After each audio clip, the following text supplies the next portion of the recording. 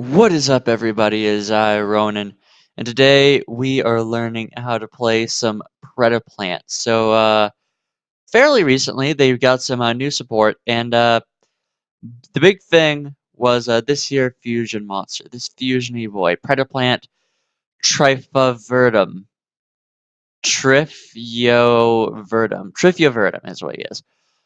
So he's a sort of like the new boss monster, and it gave Predaplants a very real win con outside of the fusion dragons.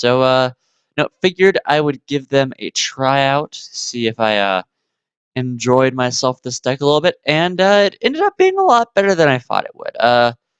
Still not great though, but yeah, let's just get right into the deck profile. So as you can see, this is a pure Predaplant plant list. Outside of a few other generic options that we go for.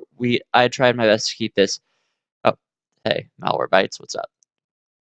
I tried to keep this as close to just pure Predaplants as I possibly could.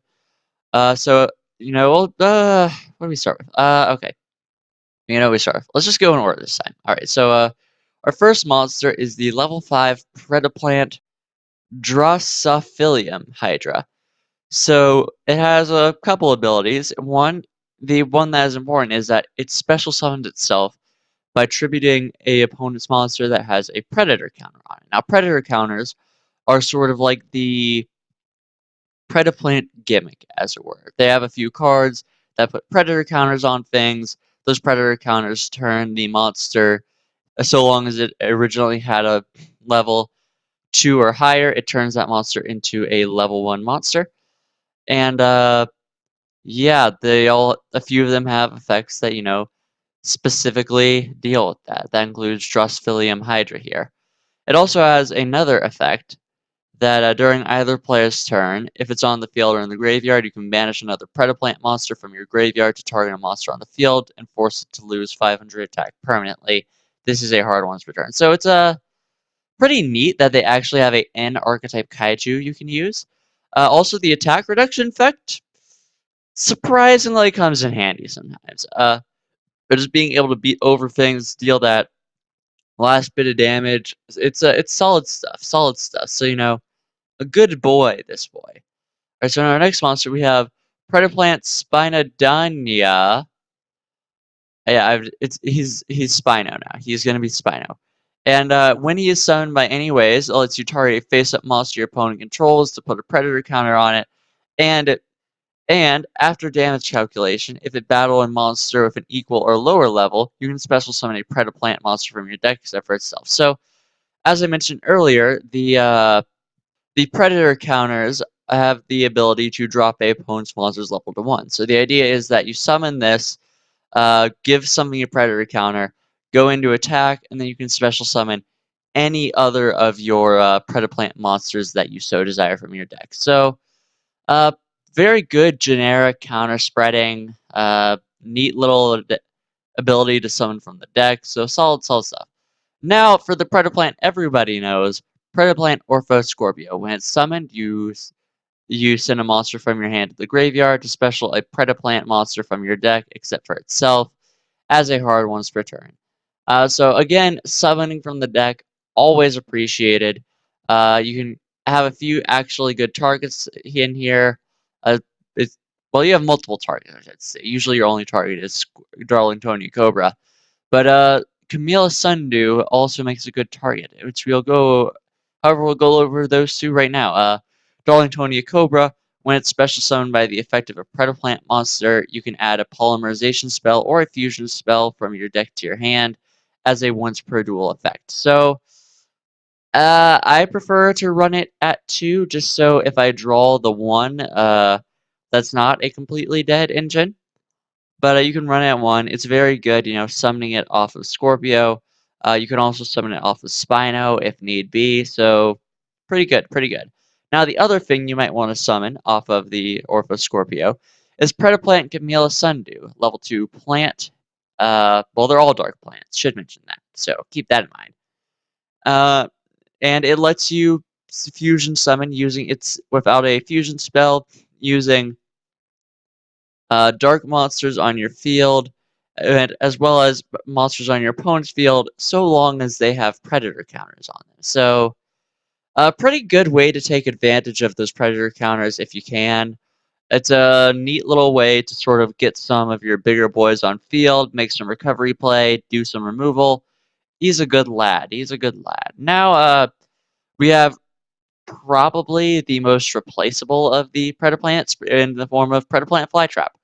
So once per turn, it targets a monster, gives it a predator counter, and at the start of the damage step, if this card battles a monster of an equal or lower level, you can destroy that monster, then increase that monster's level, this monster's level by the original level of the destroyed monster. So the idea behind this is you can summon it, put a predator counter on something big and dangerous, just attack over it using the effect, and then you gain all those levels that it had so that you just have a very hard thing to kill by battle. So it's a good card, and the idea behind it is super solid. It's just it's probably the weakest of the Predaplants in this deck. I'm not gonna lie, but it is cool if you can get to use it. And then we have Predaplant Saraceniant. All right, and it's sort of like a hand trap thing. It's pretty good. But when your opponent declares a direct attack, you can special it from your hand, and after damage calculation, if this battled a opponent's monster, you can destroy that monster. And if this card is destroyed by battle, or if it's sent to the graveyard by a card effect, which is a very nice line of text actually, you can add a Predap card from your deck to your hand, except itself, and this is a hard one's return. So this lets us search all of our Predaplant monsters, our Predapractice, or our Predaplast, or our Predapruning. So very good searcher. And as far as the last monsters go, just we have Lone Fire Blossom, Tribute a plant, Summon a plant. All of our monsters are plants. It's really good. It lets us see basically every monster in our deck, assuming we don't get Ash or something. So very nice stuff. Now, as far as our spells, I'll go over the generic things first, which is Allure of Darkness and Classic Poly, Polymerization, Fusion Summon a monster using monsters in your hand as well as material. Allure of Darkness, draw 2, banish 1 dark monster from your hand. If you can't, send your entire hand to the graveyard. So yeah, that's basically those. We also have Super Poly, which is searchable by our Orphos Scorpio. And it's a quick play spell that cannot be responded to. And it just, at the cost of discarding a card, you just confusion summon using both players' fields. It's really good. It's searchable. It definitely powers this deck up a whole lot. So yeah, I only run it 2 because it is very searchable, and more than likely we do draw into it. So it's fine at 2, but we do have a third in the side deck just in case. Now we'll go over the actual Predaplant spells. So starting with Predapractice. So Predapractice, you first up on activation, you special summon a Predaplant monster from your hand, and then you add a Predap card from your deck to your hand, except itself. And for the rest of this turn, you can only fusion summon if you go into your extra deck. So it's a search, and it puts out bricky cards, so it's very solid stuff. The fusion summon restriction is a little annoying because sometimes you don't want just these fusion monsters being out here on their own, but it is a very good thing to have, especially when you have so many Predaplants. Then we also have Predaplast, which lets you reveal any number of Predap cards from your hand to then target that may face-up monsters your opponent controls to place a Predator counter on each one.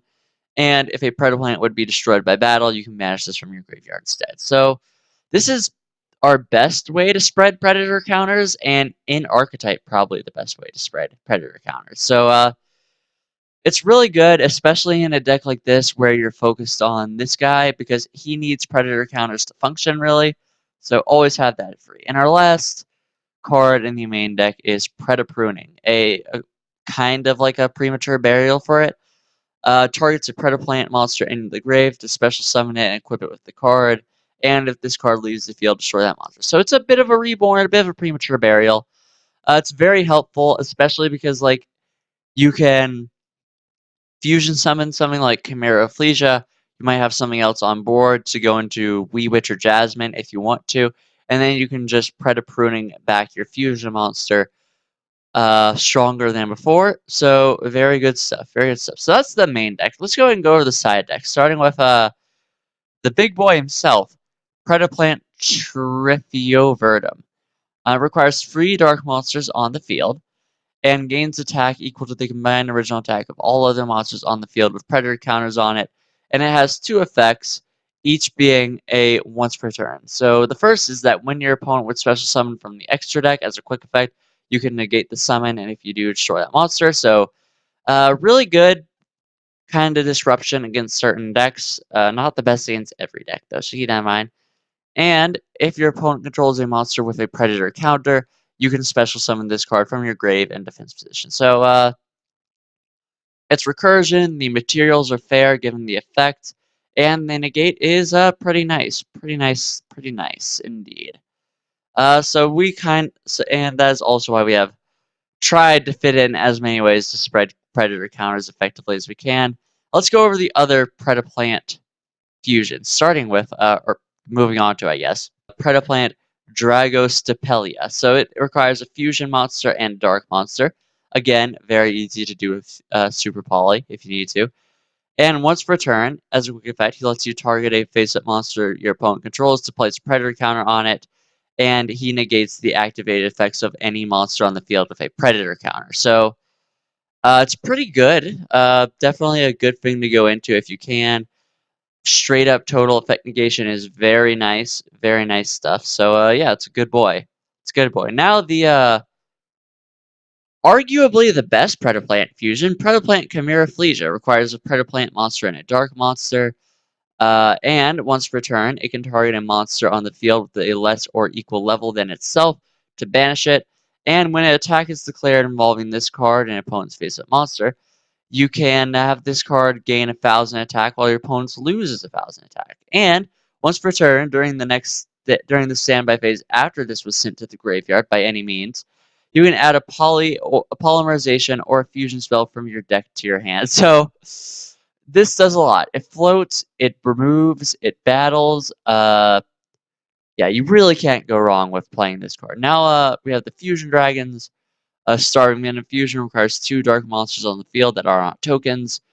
If it's fusion summoned, it gains attack equal to an opponent's special summon monster or until the end of this turn. And once per turn, you can target a level 5 or higher monster your opponent controls to give this card that card's name and effect for the turn. So it's pretty cool stuff. And if it's destroyed, it also destroys all your opponent's special summon monsters. So it's a good, honestly, it's a really good card. Like it is really withstood. And then we have its upgraded form, Greedy Venom Fusion Dragon.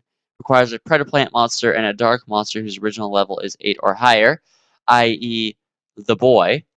And it must first be fusion summoned. And once per turn, it lets you target a face-up monster on the field, and until the end of that turn, that monster's type becomes 0. Also, its effects are negated. And if this card is destroyed and sent to the graveyard, you can destroy as many monsters on the field as possible, and then you can banish a level 8 or higher dark from your graveyard and special summon it from your graveyard. So, again, big boy, he floats, he destroys, he pops things. It's really good. Now, as far as our link monsters go, we have free Wee Witch because, just give Darks 500 more attack. And 2 Jasmine requires 2 plants, and if your opponent's life points are higher than your opponent's, or if your life points are higher than your opponent's, this card and any plant monster it points to cannot be destroyed by battle. It also lets you distribute a plant from this that it points to, special plant from your deck in defense position as a hard once per turn. And if you ever gain life points, because I don't know, you might, you get to add a plant from your deck to your hand. So really good stuff. I've been thinking about actually making a Romage build just for this thing, but yeah, it's really good. It's really good. Very good generic plant support. So that's the extra deck. Now let's go over the side deck replays. We have free Kaijus because Radiant, free Twin Twister because Spell Trap removal, an extra Super Poly in case 2 just isn't enough to satiate you, I guess.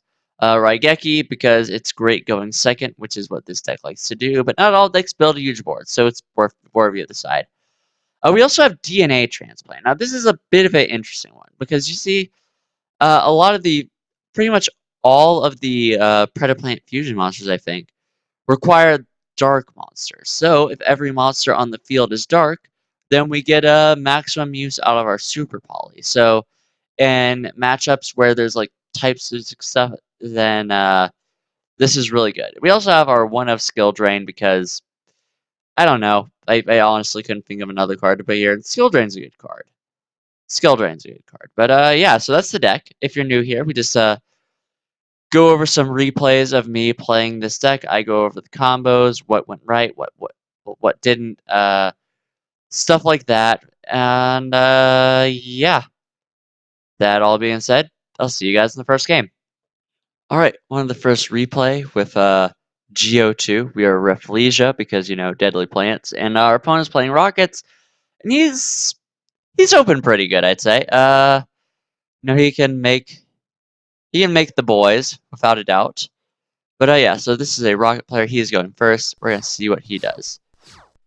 All right, so he starts by summoning the Silver Rocket, which gets him the Striker Rocket, which will get him the Boot Sector launch. Then he targets himself to revive the Rocket. He uses the Boot Sector launch effect to summon 2. Then Tracer is going to Tribute, or I believe it pops itself or something on the field to special summon something. So yeah, now he has those out. Goes for the Galaxy Satellite Dragon. Now this is actually a card I'm not super familiar with. Let's see. It's press 2 dragons during the battle phase. Quick effect, you manage this from your graveyard. Target number of Xyz you control that was originally a light dragon until the end of the battle phase. Any damage your opponent takes is halved. Also, that monster's attack becomes equal to the number of these cards. You choose during your opponent's end phase. You choose 1 card from your deck and place it on top of your deck. Okay, yeah, I remember that now. I remember it now. So yeah, he managed to get a not awful. He has 2 effect Veilers in hand. That's always good. He can target things with the Tracer Rocket. The Borreload Furious Dragon is Disruption, so that's pretty good. And yeah, but we opened decently as well, so we're not super worried. So we went ahead and went for the Super Poly right off the bat, just because we could use all of his monsters. He wouldn't be able to float at all, as well as just hopefully being able to get more stuff with the Lone Fire. However, we do get Veilor, so we're just going in for a little bit of damage here. No 35, decent stuff. So yeah, he's going to go ahead and use the Furious effect to revive the Satellite Dragon. He has the Boral Regenerator to Monster Reborn a Rocket monster. He goes for Tracer. Tracer pops himself to get Silver Rocket, and then he just goes in for some attacks.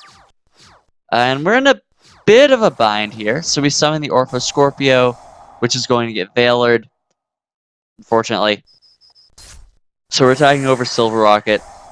That was a misplay on my part, actually. I should have attacked over the Satellite Dragon, because now he's going to get that Mirror Force, which is something to play around. But yeah, it's going to beat over the Orpho Scorpio.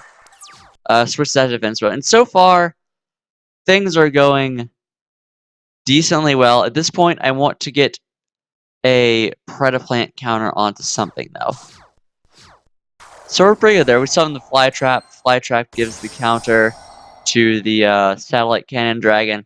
And now we link them away into the Wee Witch. And now, because something does have a Predator counter, we're able to special summon this boy back. And we go ahead and just attack over the Rocket Tracer, or the Synchron. He gets the Monster Reborn on top of his deck. Yeah. Silver Rock comes back, attacks over the Wee Witch. Wee Witch gets us back Orphos. Thankfully, we still do have Predator counters. However, we went ahead and decided to tribute over that. So, I don't know, I feel like it was better to remove it so he could just not get cards off the top of his deck for free. But yeah, we're going to go and get this Dino. The Dino is going to put a Predator counter onto Silver Rocket. Like that. We make Jasmine to go for the Sun Camellia, because there is a Predator counter on that, and we're going to attack, hopefully baiting out the Mirror Force, and then we will ideally be able to use Sundew Chameleon as well as the Silver Rocket to make a fusion monster. So yeah, we do that, make the Starving Venom, because it's just 2 darks, so pretty easy to make. And it's his turn. He gets that, just sets it, cool. We get another Super Poly, which is super nice. So we attack over. Go ahead and get that Super Poly set. He gets a Silver Rocket. And he gets the Boral Regenerator. Provides level 4. Tries to go for the Boral Load X Charge. However, we're not going to be having that. We're just going to make the Draco Plastia off of the Super Poly. We do hold on to this because it's better at hand. He has the Boot Sector launch, which is good for him. He only is able to get out one, though, which not the best for him. We do go ahead and put a Predator counter on it, though, just in case.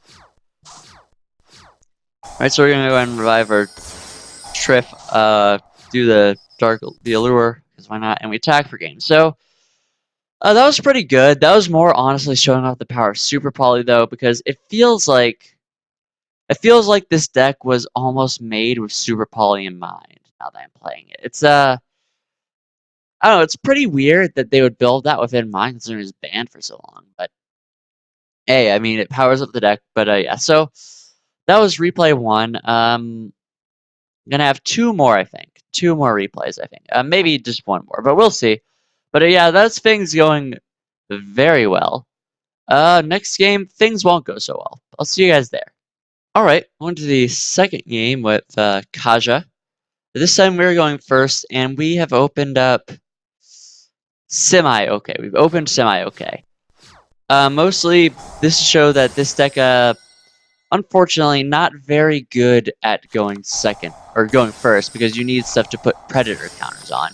However, we have Lone Fire combos, go ahead, search Super Poly, set the Predaplants as well as the Super Poly. The idea behind setting the Predaplants was to try to maybe bait it out. But yeah, this is about the turn 1 play for this deck. Just set up for the Super Poly is like all I can really ideally do. But yeah, so our opponent's playing True Draco, so you know that's going to be a good time. So he's got the diagram. He's just going to go off. He tributed our boy, unfortunately. Attacks over us because we have nothing to do with wind monsters. We could not Super Poly with his Majesty Maiden, unfortunately. But we're in not really a super good spot here. The Spindonia is pretty alright. We go ahead, Predaplants, get a Predator counter on our lady there. Searches the Dynamite. We did banish the Darlingtonia Cobra, so we were able to get the Poly, making the Chimera Rafflesia. And because the Maiden is now a lower level, we can try and banish it. However, Manhunt is unfortunately a thing.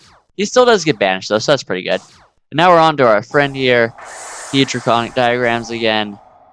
He's going to go ahead and Tribute Summon to pop our Super Poly, unfortunately. Thankfully, because of Manhunt, the monster equipped with it cannot attack. So at this point, we're just waiting till we can actually draw into a play. So he gets the pot, though, with the skill drain and all of that stuff. So at this is our last turn to really do anything. We get another Predator Pruning. So the goal of this play was to revive the Camellia Sundew, use another Predator Pruning to get something else out, and then use Camellia Sundew to summon another Chimera Rafflesia. However, because skill drain is a thing, that does not work out for us. So at this point, we just try to make a wall. I know that if by some miracle Sentient gets destroyed by battle, I'll get a Search in the Grave. So that was kind of our dreams. Another Manhunt, though, and we just get hit for game. So that's sort of the big problem with the deck. Going first and stuff, unless you absolutely have the nuts, you're not really doing a whole lot without those Predator counters. So, yeah, we're going to have 1 more replay. You know, obviously, things were a little bit dominant for our True Draco friend here. But, yeah, next replay, it'll just show what the deck can really do against sort of, like, open boards and the best possible, like, turn 2 beat downy type thing. But, yeah, I'll see you guys there. Alright, folks, we're into the final game with Emoto. He is playing Cosmo Fire King. I guess I could see that working. But yeah, our friend here is going to go first. tries to unbrick Cosmotown, does not. So he just passes up. And this is what I was talking about, like, against an open board, this is very close to what this deck is truly capable of. So go ahead and lure, banish the Cobra because we don't need it. Gonna go ahead and poly for the Chimera Flesia. Got summon the Spino, go into Wee Witch, and then use Predapruning to bring back Chimera Flesia. So we're able to hit for some pretty sizable damage here. So that's pretty good. Our opponent's still not really able to do anything. I'm not sure why he didn't just activate Fire King Island over summon Garunix and then pop. I feel like that was a play. But yeah, we're just gonna go ahead, attack for game. He effect failures to no avail. And that's just game. So this deck can put up some pretty big numbers if you open well enough.